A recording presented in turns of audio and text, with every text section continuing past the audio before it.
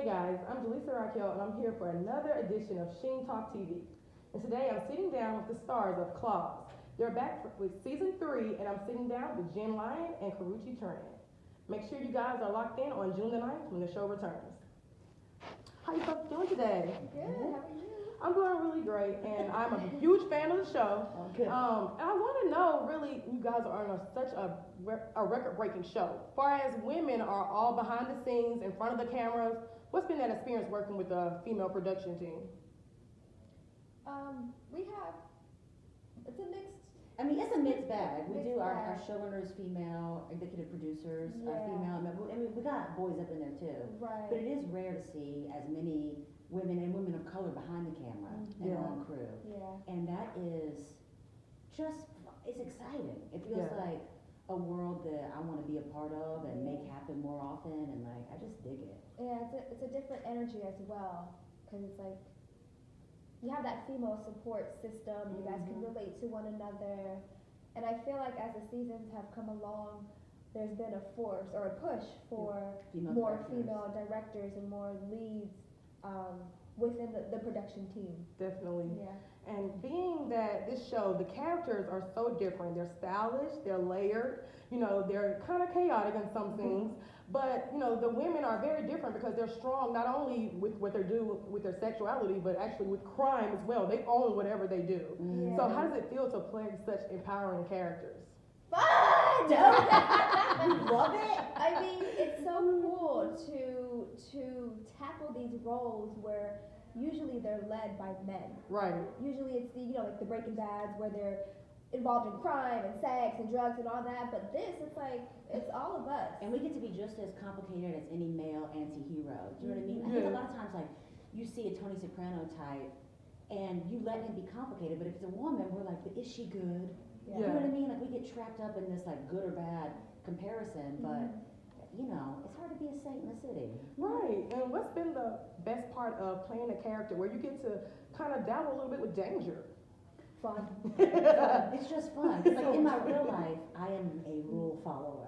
You know what I mean? Like, I'm 10 minutes early. Oh yeah. I just, I'm just really sort of rigid in my allegiance to the law. And so it's really dope for me to play a character that's like, come get me, what's gonna happen? Yeah.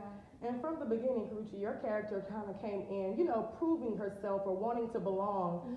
And at the end of last season, you were shot. I can't give away too much going into the new season. But what are the main differences that we're going to see occur with your character after this shooting?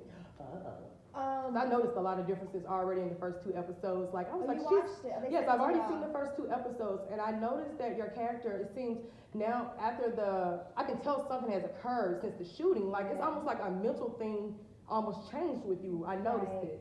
Well, obviously, I'm not dead. Yeah, you're not dead. I'm still alive. I'm wearing an eye patch. I'm figuring out life right now. But literally, I am figuring out life. Yeah. Virginia is going through her, what can I say? Her growing phase of like. Is that a rebirth? A rebirth of like, what do I want from life? What do I want to do? It's time to like really hone in and like figure things out. Yeah. And she's got this new kind of mentality and just she's growing into a woman and growing into herself and accepting her flaws and everything she's been through and allowing that to empower her and to help her grow. And what's cool about that is that me, Karruche, I went through that in my life. So I was able to take from my own experiences of that fight to survive, and bring that through Virginia. Yeah. And so I see that you already know that you've compared some of your real life experiences to the character. I guess what would be the hardest thing you would say you had to really learn to really capture Virginia? What was the hardest part of you tapping into that character? Because she's, kind of rambunctious, she's funky, but you have a lot of personality as well. Yeah. But, she's a little bit more. Yeah. I think the fun thing is that I'm able to let out my alter ego in a sense. Yeah. Of like, no filter, no F's given. Sorry, no, I'm pretty sure I can't cuss. And kind of just like let down my hair and be wild in my real life. I can be that girl, but because my life has been so public, Right. I've put up these guards of like, I gotta be careful what I say. I gotta be, Right. you know, because social media, The internet trolls. it's crazy. You know what I mean? Like you can say one thing and it's completely taken out of context. Yeah. So with Virginia, like, She ain't afraid of getting canceled. like she's wild. So it's fun being able to play her. Yeah. And Jen, with your character, we're seeing you in a different element because your daughter's father returns, and you're going to be going through what looks like some type of, you know, custody battle. What was it important for you to showcase with that coming into, you know, adding that element into your character? I think it was important for that character, for Jen, to realize that, like, she can't just do everything on her own. You know what I mean? Like, she depends on her crew, but, you know, her baby daddy got out of jail, and as an African-American man, she's just so afraid of, like, losing her daughter, but she's also very afraid that her daughter will grow up resenting her if she doesn't have the influence of her father in her life, Right. you know? And it is true, like, you don't want, I mean, you got a little mixed girl and, like, her whole family's white, and, like, you don't, she gets to be around Des and, you know, people of color and Judy and Virginia, but, like, she does need the influence of the African-American community around her, and how does Jen deal with that dichotomy? How do you allow your child to have something, but also get over your own fear of losing them to it? Right.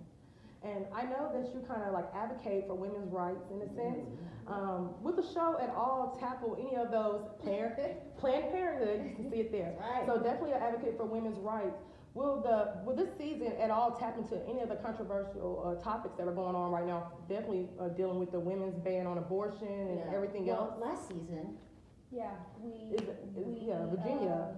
We shed light on abortion and the different sides of the and the argument. different sides, and it's so weird because like when we filmed that scene, I didn't realize how Powerful it was going to. Yeah. You know, like Virginia took a stand for what she believed in and what she wanted to do with her body. And her life. And Yeah. the thing is, I think a lot of times when it's shown on TV, it's like because of rape or because of the mother's Or health. shameful. Or it's shameful. And this was actually about her just making a decision Yeah. For herself. for herself.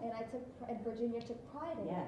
Yes. And that's how it should be, you know? Yeah. We shouldn't be shamed because of our own choices. And it's so, I don't know, it's really cool that we you know, spoke, or we had that topic in our episode last season. Right. And now it's such a big issue. Exactly. And it's not, And pro-choice also includes a choice to have it or to do adoption. You know what I mean? But like, you ain't gonna like. Pro-choice is Yes. not being told what to do, Right. period, Yeah, regardless of the decision. Right.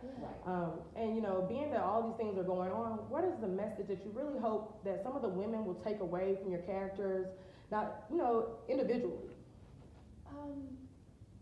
I would say for Virginia, embracing who you are, your scars and all. Yeah. Not allowing your experiences, whether they be like bad experiences, define who you are or define you in your growth. And I think Virginia's progression of growth that you see on screen is really amazing, and it's really relatable for young women who do watch the show who feel like, oh, I'm kind of in a sense going through that same situation. And that's what's cool. Like, Claus is so wacky and so crazy and so colorful, but at the same time, it's so connected and emotional and grounded and like makes so much sense amongst all this crazy stuff happening. It's like, it's so bizarre, but I think that's what people love about the show. It's like, it's fun, but like you have your heartfelt moments where you're like, damn, I feel that. I'm a girl that had an abortion before. Yeah. I understand what she's going through. You know what I mean? Or maybe there was a girl who had an abortion who felt shameful and saw that and was like, well, actually, you know what? I can feel proud of what I did or my choice that I made. Right. Okay, guys, so there we are wrapping up Sheen Talk TV here today on the set with Claus. Season 3 debuts on June the 9th.